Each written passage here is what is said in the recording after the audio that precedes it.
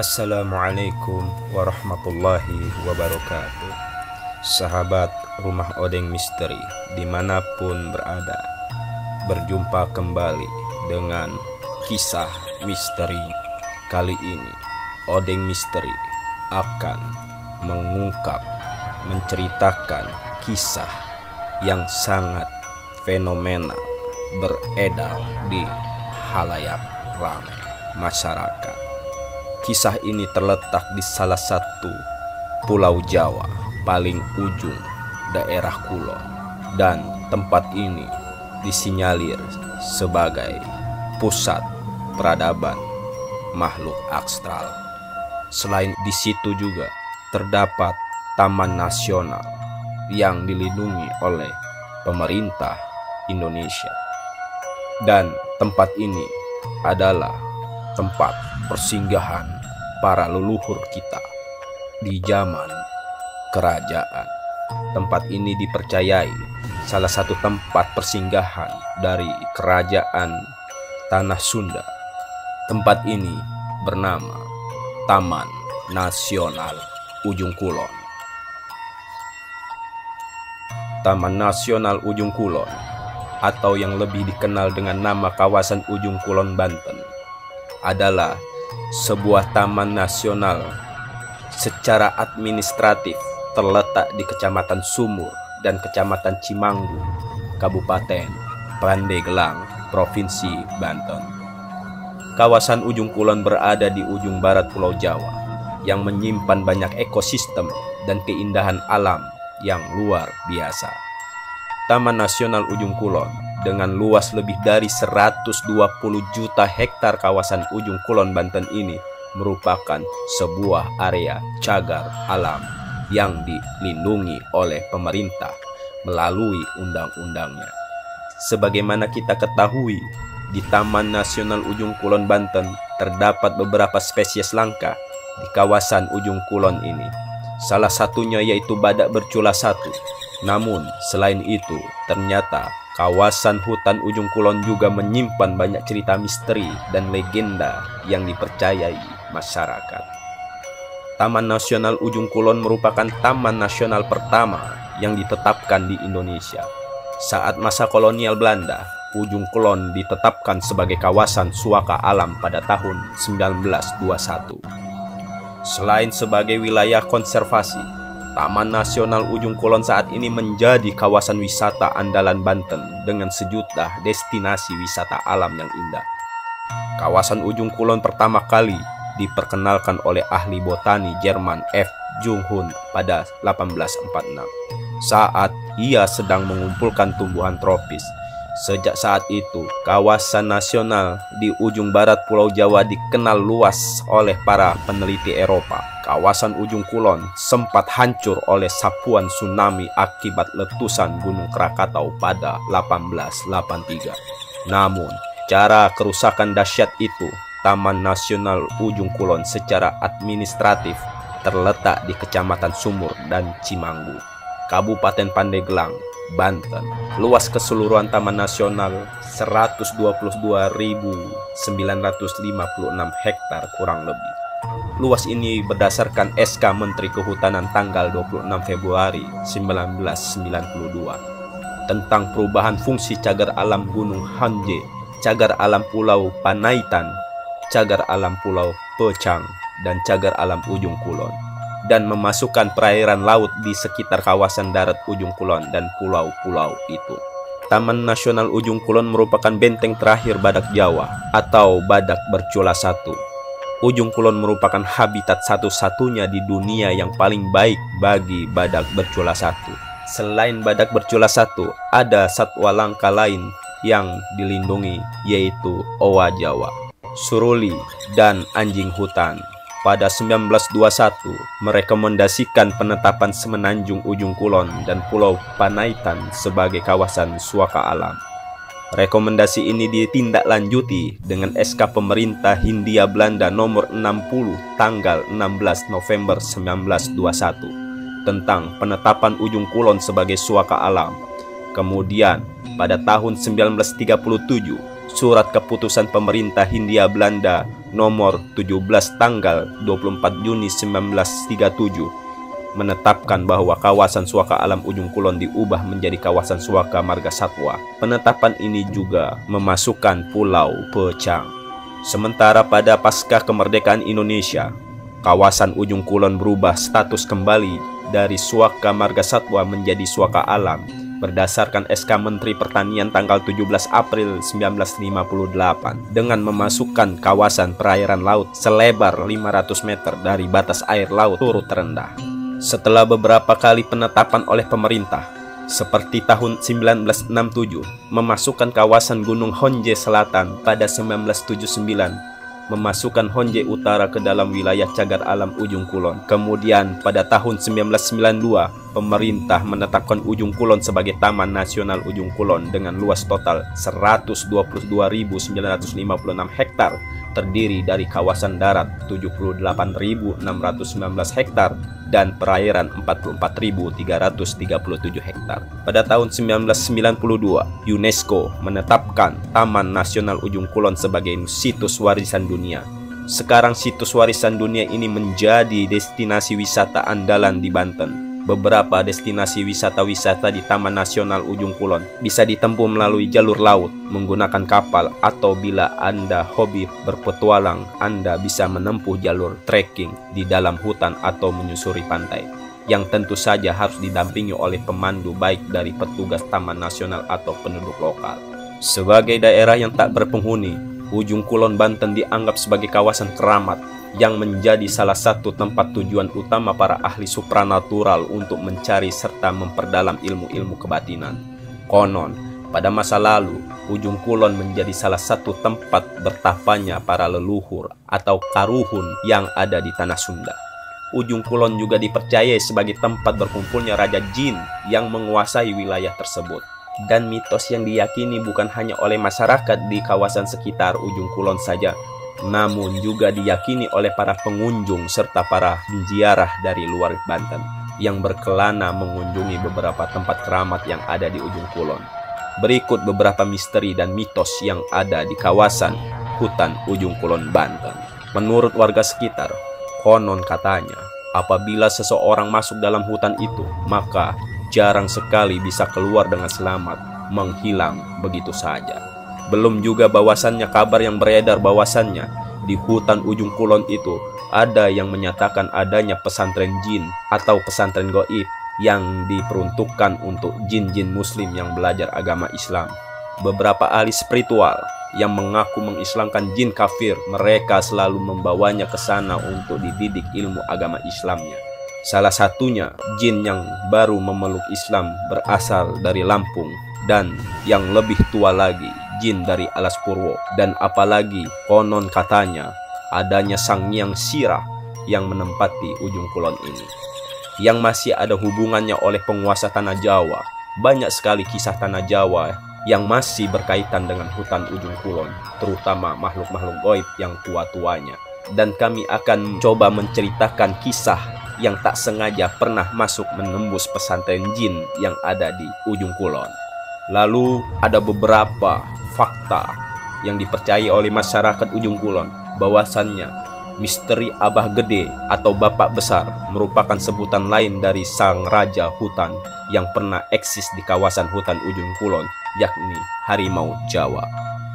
Kepercayaan masyarakat Ujung Kulon terhadap harimau dianggap sebagai Abah Gede karena merupakan sosok penjaga hutan untuk melindungi alam dari manusia yang melakukan kerusakan. Selain itu juga, harimau dianggap sebagai Abah Gede yang dipercaya masyarakat merupakan sosok jelmaan dari keagungan, kekuatan, serta keberanian dari Karuhun Sunda, Raja Pejajaran Prabu Siliwangi.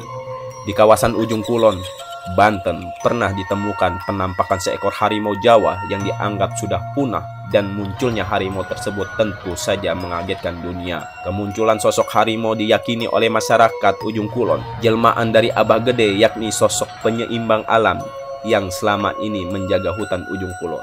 Karena itu banyak masyarakat yang menafsirkan penampakan makhluk tersebut sebagai teguran supaya terus melestarikan alam dan jangan mengganggu ekosistem makhluk penghuni hutan, baik makhluk kasat mata maupun makhluk gaib. Lalu di Ujung Kulon juga Terdapat misteri Sang Hyang Sirah. Menurut kepercayaan masyarakat, energi gaib paling besar di ujung kulon ini adalah di salah satu gua Sang Hyang Sirah. Konon, di gua Sang Hyang Sirah ini terdapat banyak aktivitas gaib yang diyakini dari bangsa jin yang pernah menjadi pengikut Prabu Siliwangi ketika beliau bertapa. Singgasana tempat pertapaan Prabu Siliwangi inilah yang diyakini masyarakat tempat pusat kegiatan serta kekuatan gaib. Banyak masyarakat yang meyakini barang siapa yang mampu bertapa di gua Sang Hyang Sirah dalam waktu yang lama, maka ia akan mendapat keilmuan batin yang luar biasa.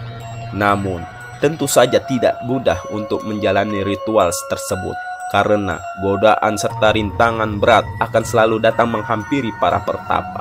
Hanya mereka yang memiliki keberanian dan tekad yang kuat serta jiwa yang bersilah yang berhasil menjalaninya. Kawasan hutan ujung kulon sudah sejak dulu menjadi salah satu tempat keramat yang dipenuhi dengan misteri serta aura mistis yang sangat kental.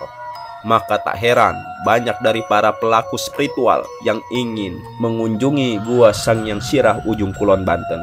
Konon, ujung kulon juga menjadi salah satu tempat berguru dan bertapa sang proklamator Indonesia, yaitu Bung Karno, Presiden pertama Republik Indonesia. Itulah mitos dan misteri ujung kulon Banten yang merupakan pusat kerajaan jin dan tempat pertapaan Prabu Siliwangi. Sahabat Odeng Misteri, selanjutnya, selayang pandang alam gaib, sepenggal kisah tentang Hashim Bahadur, Panglima Kerajaan Jin Laut Merah. Sosok Hashim Bahadur adalah golongan bangsa jin, utusan perwakilan dari kerajaan bangsa jin di Laut Merah yang dipimpin oleh Syekh Yusuf untuk ke tanah Jawa. Kebenaran sejatinya hanya milik Allah Subhanahu wa Ta'ala. Maka selayaknya lah semua informasi ini jangan dijadikan dasar sejarah. Dilansir dari insiden24.com, setidaknya hanya bisa untuk menambah wawasan dan media hiburan bagi sahabat sekalian. Cerita ini berkaitan dengan awal pertama kali penyebaran agama Islam yang dibawa oleh para pedagang dari India. Al-Kisah, sekitar abad ke-10 Masehi, penguasa jin kerajaan Laut Selatan Pulau Jawa, yaitu Sang Hyang Baruna Ratu Nogo Segoro Kidul, ingin memperluas kekuasaannya sebagai misi perluasan wilayah. Hal ini bukan hanya tentang agama tertentu, namun Sang Hyang Baruna ini ingin berekspansi, memperluas wilayahnya ke arah pesisir selatan, arah ke barat Pulau Sumatera yang dipimpin oleh Nyi Roro Kidul. Sementara pada saat itu pasukan Laut Merah telah menguasai daerah Aceh, karena pada saat itu di bangsa manusia ajaran Islam telah berkembang di sana. Untuk menghambat ekspansi dari Sang Hyang Baruna tersebut, pasukan Laut Merah menghadang di Laut Bengkulu. Maka terjadilah pertempuran antara pasukan jin Laut Merah dan pimpinan oleh panglima perangnya, yaitu Hashim Bahadur, melawan pasukan jin Laut Selatan yang dipimpin Nyi Roro Kidul. Dalam pertempuran itu Hashim Bahadur mampu mengalahkan Nyi Roro Kidul. Namun, saat hendak dimusnahkan, Nyi Roro Kidul diselamatkan oleh Sang Hyang Baruna. Sampai pasukan Baruna kalah dipukul mundur. Untuk mengawasi pergerakan pasukan Baruna, maka Hashim Bahadur menempatkan beberapa pasukannya di Gunung Krakatau. Namun pada sekitar abad 11, terjadilah penyerangan kembali oleh pasukan pantai selatan. Pasukan Laut Merah di Gunung Krakatau diserang besar-besaran oleh pasukan Sang Hyang Baruna. Karena ketidaksiapan dan besarnya pasukan dari pantai selatan, akhirnya pasukan Laut Merah di Krakatau kalah. Hingga ditangkapnya Raja Penguasa Gaib Gunung Krakatau beserta pusaka-pusaka dan panji-panji bendera serta semua perbendaharaan dari Kerajaan Laut Merah dirampas dan disembunyikan oleh pasukan Laut Selatan Sang Hyang Baruna. Hal ini membuat Hashim Bahadur turun tangan kembali dengan membawa pasukan tempurnya. Peperangan dahsyat kembali terjadi di sepanjang Laut Sunda sampai di pantai Pangandaran, yang membuat pasukan Baruna terdesak dan terus mundur. Pada saat sudah sampai pantai Cilacap, Hashim Bahadur mendapat perintah dari Syekh Yusuf, Raja Kerajaan Laut Merah, untuk menghentikan serangan. Hashim Bahadur diperintahkan untuk menarik pasukannya karena tujuan utama pasukan Laut Merah bukan untuk menguasai Laut Selatan, tapi hanya sekedar memberi peringatan kepada pihak Baruna agar jangan macam-macam dengan Laut Merah. Kemudian Syekh Yusuf memerintahkan Hashim Bahadur mendirikan sebuah kerajaan kecil dengan nama Kerajaan 1000 Masjid di ujung kulon hingga saat ini. Namun, sejak penyerangan kerajaan Gunung Krakatau yang membuat ditangkapnya Raja Gunung Krakatau serta semua pusaka dan simbol-simbol penting Laut Merah belum ditemukan. Setelah beratus-ratus tahun, akhirnya diketahuilah di mana Raja Gunung Krakatau dan semua perbendaharaan Laut Merah disembunyikan oleh Sang Hyang Baruna. Maka untuk melakukan misi penyelamatan itu, diadakanlah pertemuan yang dilakukan oleh penguasa gaib 42 gunung sepulau Jawa yang sudah muslim. Di antara penguasa Gunung Merapi, Gunung Salak, Gunung Cermai, Gunung Lawu, dan lainnya. Pertemuan tersebut memutuskan Eyang Sapu Angin, sang penguasa Gunung Merapi yang memimpin misi penyelamatan Raja Krakatau yang ditahan oleh Baruna. Misi penyelamatan pun dilaksanakan yang ternyata berada di Kebun Raya Bogor, Jawa Barat. Mungkin Anda semua ingat sejarah pada tahun 2004 terjadi peristiwa alam angin besar dan tumbangnya pohon besar tercabut hingga akar-akarnya itu dalam Kebun Raya Bogor. Misi penyelamatan pun berhasil. Raja Krakatau berhasil ditemukan dan seluruh pusaka dan simbol-simbol kerajaan Laut Merah dapat diambil kembali. Hashim Bahadur tetap mendiami kerajaan muslim di ujung kulon, Jawa Barat hingga saat ini. Dalam kisah lain, Hashim Bahadur juga pernah melakukan pertarungan dan mengalahkan salah satu Sanghyang di Pulau Jawa, sehingga Sanghyang tersebut akhirnya masuk memeluk agama Islam. Demikian sedikit kisah tentang sosok Hashim Bahadur yang menempati di ujung kulon. Belum lagi kisah adanya pesantren gaib yang ada di ujung kulon, di mana diyakini oleh beberapa ahli supranatural maupun spiritual bahwasannya di hutan ujung kulon terdapat pondok pesantren khusus buat gaib atau pesantren gaib, yang mana banyak sekali jin-jin yang muslim belajar Islam di sana, belajar Al-Quran maupun yang lainnya. Beberapa saksi mata pernah masuk ke alam jin.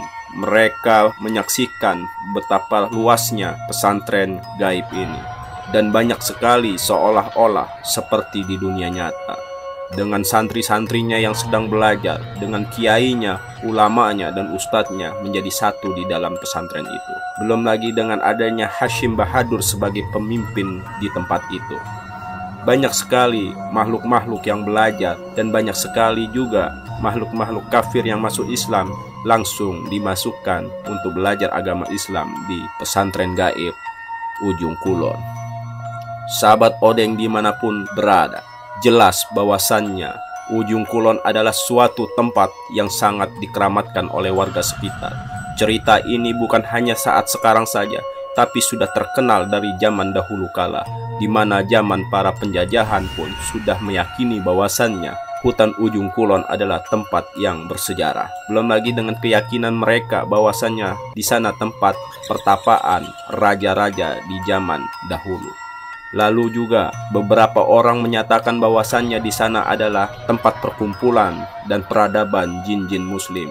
Tapi tidak mungkin juga, banyak juga jin-jin kafir yang mencoba menyelusup masuk ke tempat-tempat itu. Dan jarang sekali manusia apabila masuk ke hutan ujung kulon itu jarang bisa keluar dengan niat yang buruk. Tapi apabila dengan niat yang baik hanya untuk konservasi, maka dia akan mudah untuk masuk dan keluar dari hutan ujung kulon ini. Sahabat dirahmati Allah Subhanahu wa Ta'ala, yang perlu kita yakini bahwasannya sejarah adalah titik awal dan sandaran bagi kita. Bahwasannya yang perlu kita pegang adalah sejarah-sejarah tertulis yang sudah dicatat oleh negara tentang ujung kulon. Dan apalagi di ujung kulon sudah menjadi destinasi wisata marga satwa banyak di dalam hutan ujung kulon.